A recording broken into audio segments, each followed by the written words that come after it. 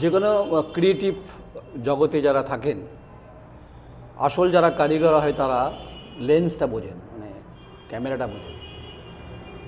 তাদের চোখ দিয়ে আমাদেরকে বা আমাকে দেখতে হয় আমি ঠিকঠাকভাবে এগোতে পারছি কি না। তো আমার সঙ্গে একদম এই প্রজন্মের একদম চিত্র সাংবাদিক ঐন্দ্রিলা ব্যানার্জি রয়েছে আমার সঙ্গে। মাস 6 হয়েছে আমার সঙ্গে কাজ করছে, অলরেডি দু জায়গা আমাদের সঙ্গে বাইরে গেছে, কাজ করেছে। ঐন্দ্রিলা একটা রেজুলেশন থাকে, যে রেজুলেশনটা হচ্ছে যে ভালো চিত্র সাংবাদিক হব। এই অভিজ্ঞতা কেমন? অভিজ্ঞতা তো ভালোই। এটা আমার প্রথম কাজ, এখান থেকে শুরু আমার। তো এসে থেকেই মানে আমার পড়া স্টার্ট করা থেকে আমার একটা মাথায় ছিল যে আমাকে কিছু একটা হতে হবে, নিজের পায়ে দাঁড়াতে হবে, বড় জায়গায় যেতে হবে, আর এমন কিছু করব যেটা যেন সবাই আমাকে চেনে, মানে একটা ব্র্যান্ড তৈরি করতে হবে নিজের নামের, যে যেন সবাই আমার নামটার সাথে পরিচিত হয়।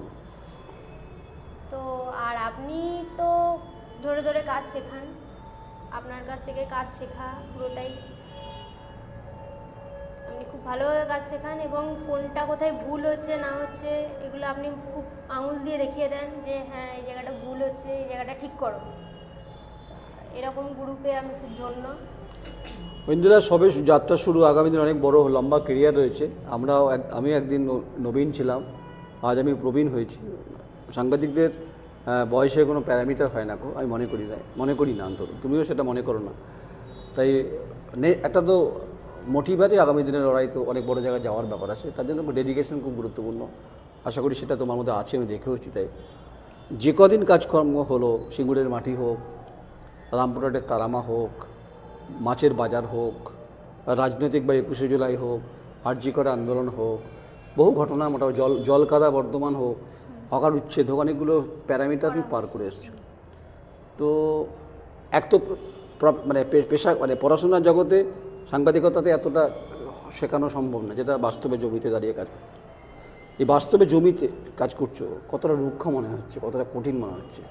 কঠিন তো অবশ্যই, জীবন যতটা মানে স্বপ্নটা যতটা ভাবা কঠিন, তার থেকেও বাস্তবটা আরও বেশি কঠিন, মানে প্র্যাকটিক্যালি ওটা আরও বেশি কঠিন হয়।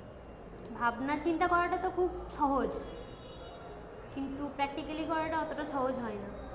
আজকে যখন আমি তোমাকে সম্মানপত্র আমার মায়ের হাত দিয়ে দিচ্ছিলাম, আমি যেহেতু মাতৃশক্তি থেকে বিশ্বাস করি, তার জন্যই আজকে এই জায়গায় দাঁড়িয়ে আছি। অনেকে বিভিন্ন সেলিব্রিটিদের দেওয়ায় আমি মনে করি যে আমার ফিলোসফি যে আমার মাকে দিয়ে অন্তত এটা করা, নিশ্চয়ই তোমার সেই ফিলিংসটা নিশ্চয়ই আজকে ভালো লেগেছে অন্তত।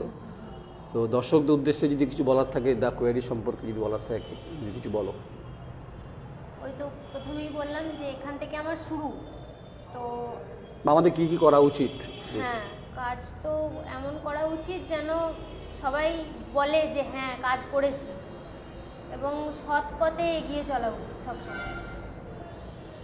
ঐন্দ্রিলা ব্যানার্জি সত্যিই মানে ভাববেন না যে খুব মানে গর্গ বলে দেবে, আর সমীর দফাদারও ঠিক থাকে। সমীর দফাদার যা বলছে ঐন্দ্রিলা ঠিকঠাকই বলছে, যে লড়াইটা অনেক বড়, কঠিন।